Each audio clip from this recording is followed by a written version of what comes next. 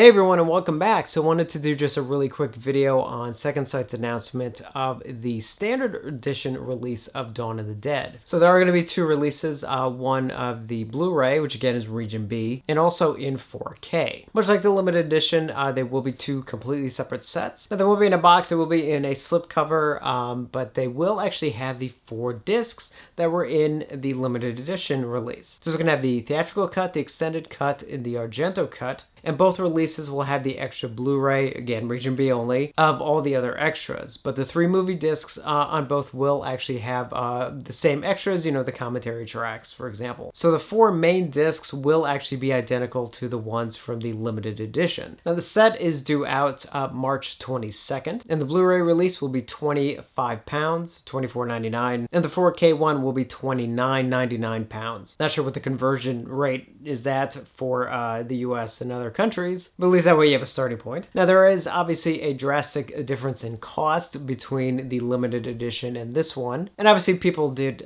sort of wonder why there was such a big price difference, and they did actually reply, which was good, and they said, "We had far greater expenses with the limited edition, both on the various box parts. The standard is just a slipcase. The hardback book associated costs of layout and print plus commissioning 19 written features, the very high licensing costs of 2 discs of the Wolf music cues plus the Goblin soundtrack and 3 CD replication costs. Also the novelization licensing costs." So for some of you, I know the cost of the limited edition was a bit pricey. This is obviously a little bit more in line, especially if you only want the movies and the extras. Now for me, stuff like the soundtrack, for example, was well worth it. I listened to the music all the time. And then extra stuff like the book and some of the other stuff that came with it. I mean, for me, the cost was worth it for the limited edition, but I can definitely see why the standard edition is the way to go for a lot of other people. And also the nice thing is that it's not going to be limited. You know, you can, if you're sort of not in a rush